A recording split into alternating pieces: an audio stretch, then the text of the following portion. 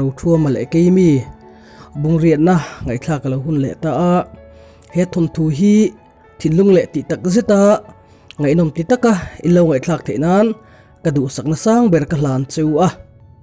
like le comment te min war sak ve ram turin in khongai na karon deal nun le a tin he ka channel link khi in omna group ranga WhatsApp le Facebook a te po khoi takin min lo share sak ve ula tin kan thian tha te kan ngam tlak te le kan chung te ne na te po a soi zong po in milo soi dar saka milo the dar sak ve ram turin in khongai na karon deal non le ani e Mittui luangin kiran rel lo Pasaltha Rothuama le Keimi Bung riat na Rothuama le kunga chu an nula rem tumte in lampan chuan anin zui ve zela kunga chuan ka chuang hle mai che thian pa I thian ni po atlamon thlak nge ye khati khop khan ilo chakani mo mi pahni I buan nu a thia vai han ne le thei mai khachu amak ti lo rual ani hleinem a han ti thale a Rothuama chuan in ngai tlom tak mai hian ka soi kha thian pa min la thlem mai ni ka ti to kha ka kha oi mai ro lo ti ve thunga ma se kunga chuan oi bik tlat lo ka mit nge hian ka hmu a I soi ai chuan ka hmu nge kha ka oi jok kan khobuan chak thia wa hi kan chuangin kan khu a na hi chuan a el pha hi anom meu lowasin thathar pe chuan han beila ka ai khan ila ne cheu don le ngal si a ti in Rothuama dara chuan a beng thaka Rothuama chuan chutin min fak vak lo te ka van nei ve em bukani kha min fak ar ek zawange alo lat ti fana ku ngai ro chuan a thian pa in ngai tlom zia amu chuan angai sang tul mai Rothuama chuan ngoi te taka thian pa naktu ka hon san le mai che angai don tlat mai a han ti a kunga chuan khai o avakhol om thin ve mole hei zani na lula kan rim tan don chawani sia chutia nang beri om le lo dei si chuan avaking bai du om ve alo ti wata Rothuama chuan ngoi te thian pa nula te chu kan la rim dun don chawalom le adam hi han hau phot mai la kan kholam bo ruak ka hril to che kha tin nang ma nge point I mo in hriat vek kha khatiang te nuai kha kan ni awangin rem chang ma sabera kalaron jin le dona lom a han ti a kunga chu ai ngai tu awanga ani viau mai boxi aron ti chuak vele a an nula rim na tur in an thlen chuan kunga chuan kongka han ki kara nula o hian lo leng ra u tia alo chon nu chuan kunga te pahni chu ain zui lut ve nga la an lu chuan tlangwal dang pathum lai hi an lo leng ve boka an nula rim chuan kunga le Rothuama mel a han mu chuan hoi hom taka lo bia in thutna turte alo ko mu soka kunga chuan in ti khotual takin lo leng ve dang tele an nula rim chu a bengal bora Rothuama ero chu thlanglam tui hun na bula ngoi rengin alo thu ve thunga tlangwal lo leng ve dang te chuan Rothuama chakan ti zia bok chu a han soi tan le ngal pang maya pakhat chuan kan lo soi lai me kan ni boka zani nang reng kha chu kala mungai lawani ti in Rothuama chu chuan mel tak hian a han ena Rothuama chuan nang ni khuwa zong in tha ema mi khol la thlem na chang in hria kan mol pho lo pha ram zo kan ni e ti in lo changa an nula rim chuan a khat to khian Rothuama chu amel le ral thina Rothuama chakzia an soite chuan aru khian alo in ti thei ve ema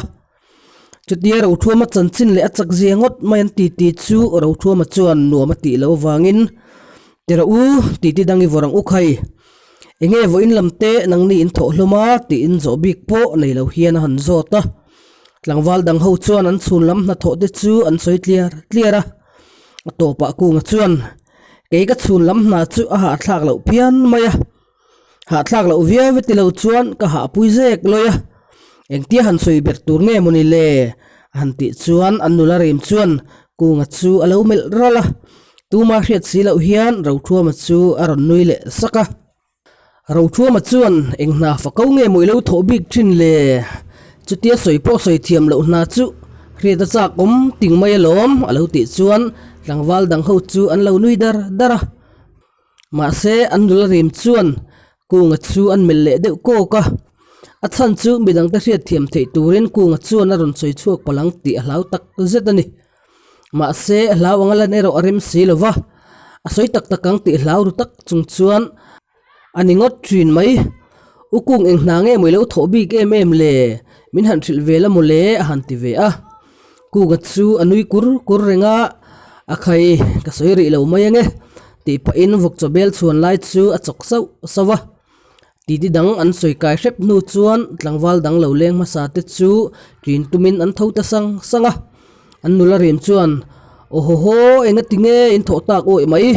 leng hon rm po la khuang silova alo ti a tlangwal ho chuan kan chu lam na rum dewa ba ka nak tuk jing chole kan ngai don nen mut ma lo chuan tho hai te po hlo me zandanga kan la ron leng le ang chu ti in an trin ta a an chu anu chuan kunga chuan hei chung te hi an leng nge an mu to zok ti in an nula rem chu han bia a an nula rem chuan o ni po an chau dewa an mu vek to ni kha alo ti vata ala hlum lai chu a hlum chara Rothuama han mel ral pa chuan ukung i thian pa chu keini in anga te ron leng ve du ni mo alo len du tak po karing hlei ne ma han ti a Rothuama chu alo nui vura kunga chuan inga nge mo alo len du lo te rin mai le cho po i man lovin ka cho i min ron tur thova ke po in ke por man lo pa hial zo ka lom alo ti chuan an nui hama oi ukung fiam thu hi tho reng lo te an nula rem chuan alo ti hlaka kunga la chuan nui huwa pa hian fiam thu ka tho reng lo alo ti a ama chuan anui vei chura Rothuama po anui hoka do taningot lo mai the sin alo ti ve a an nula rem chuan Rothuama chu nui se pa hiam koi ngam chuang lo alo ti a enge mo soin an ti zela rewak lawa kunga chuan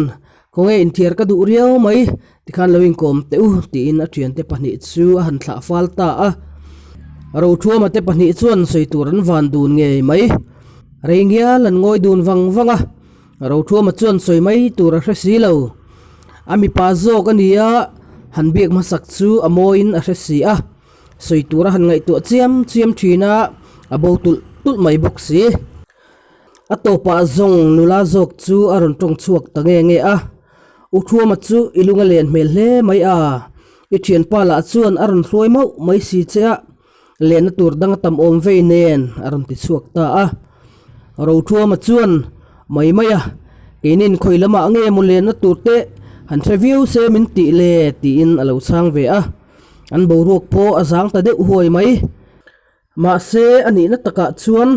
Rothuama hian an nula rim chu a thian pa soitira tang to khan amatan a thian pa chuan ati ti chu a hrenge takna a chutianga izong ena han en ngal mai chu a theider silo an nula rim hi nula pumru le mela po van tlang tak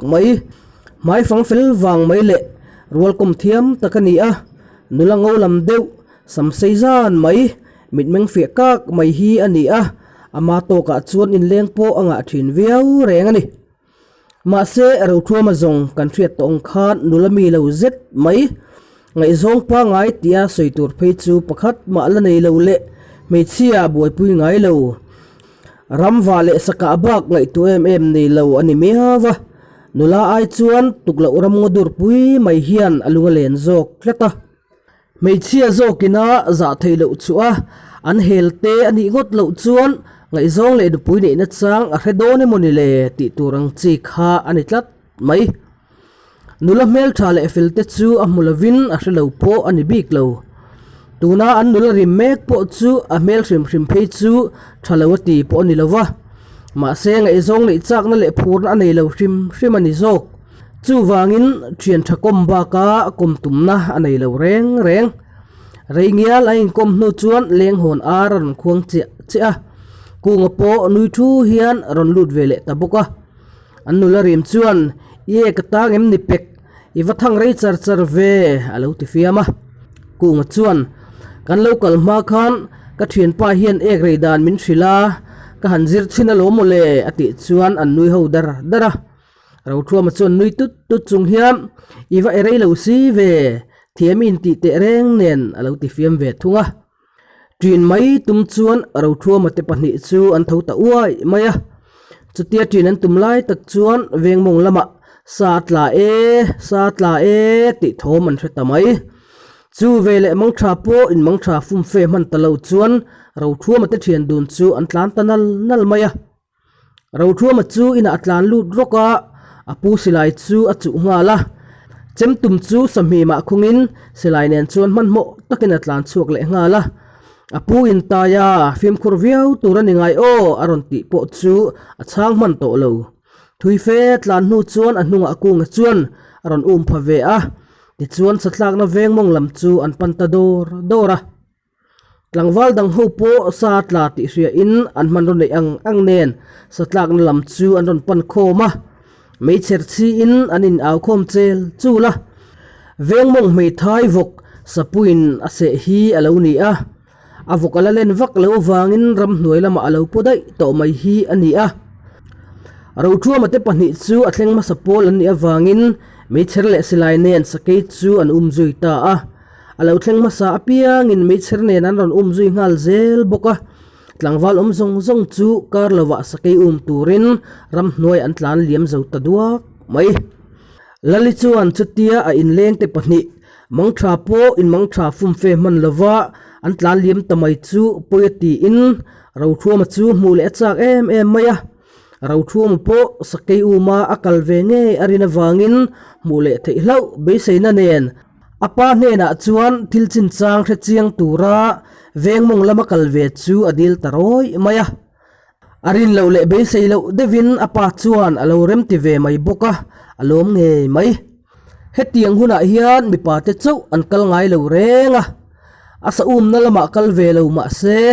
van duai chung te thamuan tur le hnem tur hian mei chia te po an kal ve thin reng ani lali chu lom tak le man mo takin vengmong lama chuan thian po som kual lovin aliam thlave ta nga la lalin vengmong azuk thlen chuan mi po an lo la than hem hle renga ma se tlang vale ro sakei uma an liam zo veka wangin tu ma mu turan lo arin lo deuh main lian moi po a mu ve nol maya abula avakal nain oi thian nu idam to mo karon tlo jing thei bik si lo cha kha ivanula to ve a han ti a lian moi po chuan a thian nu lali a han hute nol chu a hlim le a ka tha to lutuk hei mi chetan phei chuan chu te hi har malom keima tak po hi rem changa kalo la lengang nang idam zo kem ti in lo changa lali chuan o keini po kan damani mai tunlai chu kapa hrisel na hi ataniam le dewa ma se ngai tuam chu ani lo zana te chuan iron chu pe po karing chi alawa han ti le a lian moi chuan oi nia ku Rothuama kha silai ne na tlan chuak ve boxia enge chanchin tal zukre ve te kanu in min tia ti in han chaga lali chuan nia kha honan tumlai takin satlak thu an ron aw ta mai si a mangtha po in mangtha mu mal ta reng lo chuan nui hak pa hian a han ti a lian moi chuan ani chumule alo jin rem chan le ve le alaron leng le anga ani mai lom tunlai chu sa hi alo lang khat viu sin mule azelo takani a han ti a lali chuan a thian nu thu soi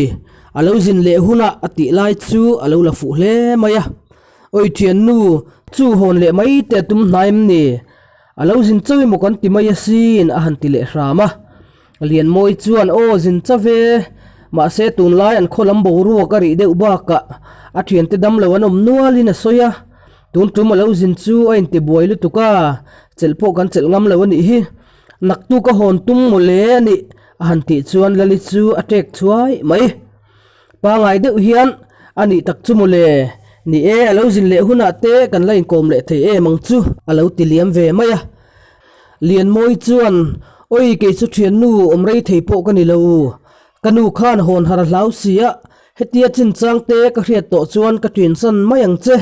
rem chang ma sabera kalo lengang a han ti a lali chuan ole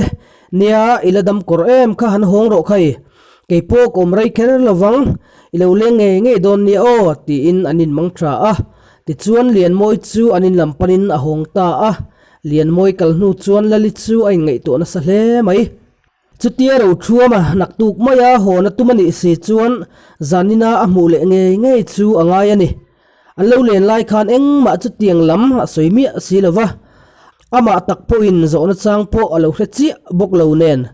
voi khatal Rothuama mulova hon le chu atum talo bur mai ma se sakai tu te ho chu eng huna nge an lo let leng ti hriat ngamani ho lo maya tin dam takin nge an lo honanga thile hliam nu in ti po hriat ani der lo ama Rothuama takpo chu mi hoisen le Pasaltha ani awangin awan duya te atang lawang ti tunge soi thei zan thilani le nga la chung zong ngai to phei chuan aril ru buai map mai eng po ni se atlai levemo lo nga chu hrim chu adua mu phal na huna omang nge om lawang ti po hriat ni lo ma se be seina ne na lo nga tup mai chu adu ani lo chuan athin lunga thu te hi engtika nge hlan ta kang engtika nge lo zin le don ti la hriat ani silova chu wangin za theilo chu angai ani ti hrechiang le mai Rothuama le kunga chuan uluk le fim khur takin sanu chu an chui zela an hnung la fe a hian atam jok chuan an ron chui ve zel boka kunga chuan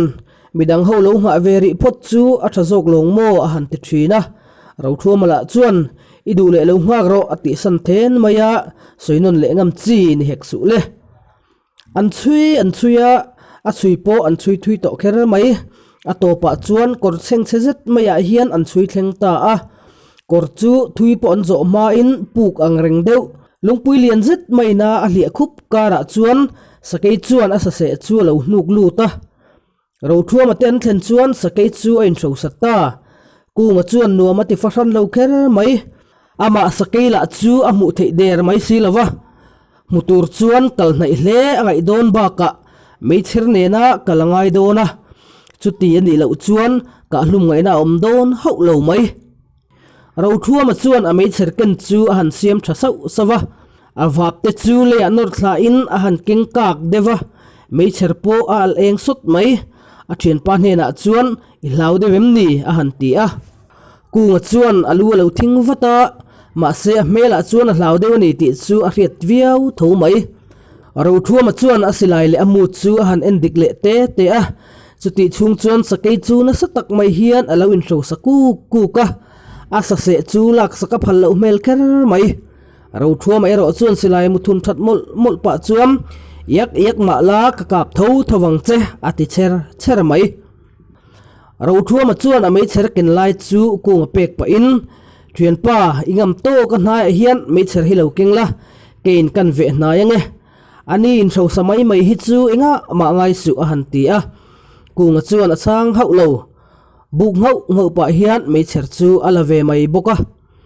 kalna tur lam Rothuama ko mu na lama chuan angam to ka thui avakala chuta tang chuan mei cher eng chuan sakei tom na chu a en phaviai veya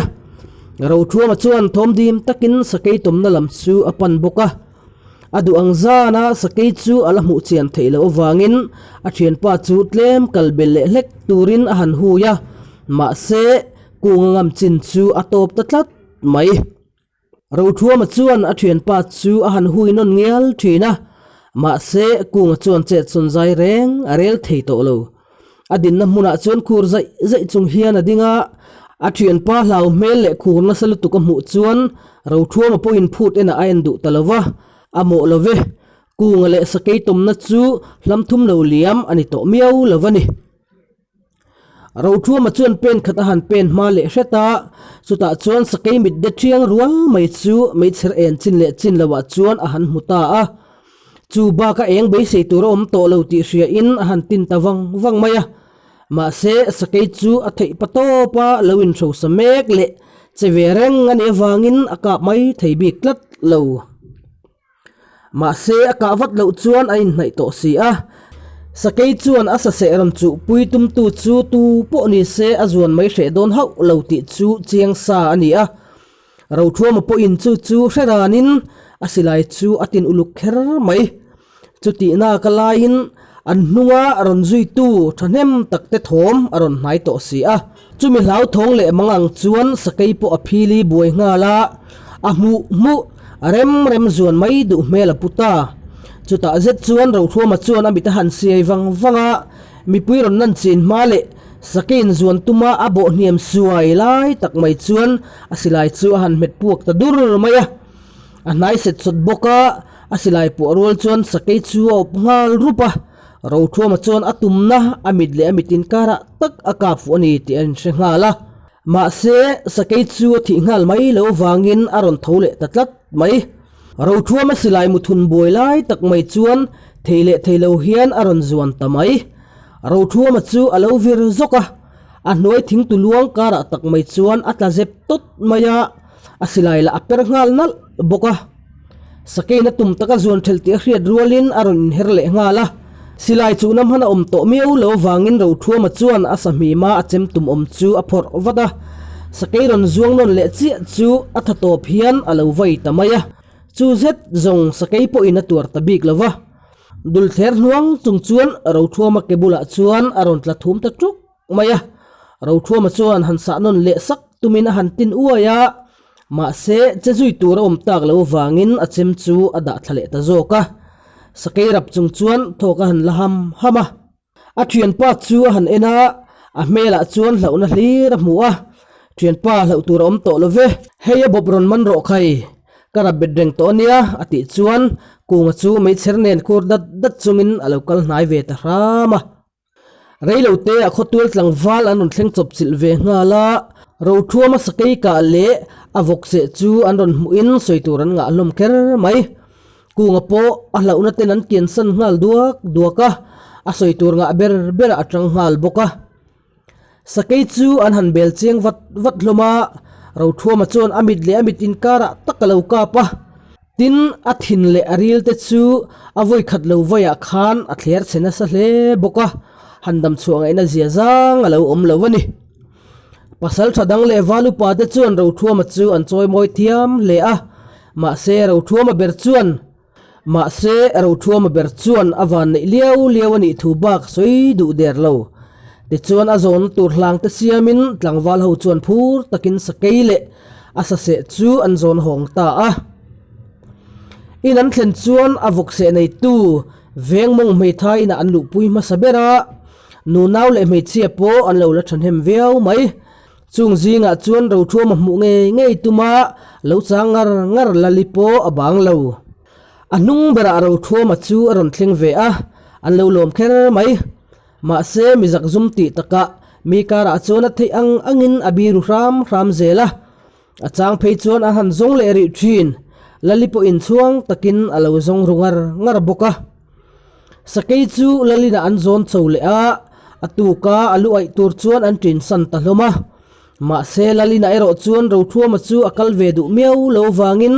a thian pa nen chuan kunga tein lam an pan ta dai thunga reipo lovin kunga tin atang chuan a hole ta ngala ma se atira tanga ama lo zui rungar ngar tu anom ti hriat meu lo wangin tui khurpeng athlen dona uthuam ti ri chuan ati phudeu zoka ahan le hoinak chuan lali alo nereng mai ti a hrengala ole thian teu khati zung kha bung riat na chuni ri mai sela tumdang ai chuan atoi deuh ti chu ka hre thowa hi chan chu tuna ka chiar ma bak chia hian boi deuh le a story han siam that ngai lai deuh kha a oma chuwang chuan ngai thatu ten khoi takin milo hre thiam ram donia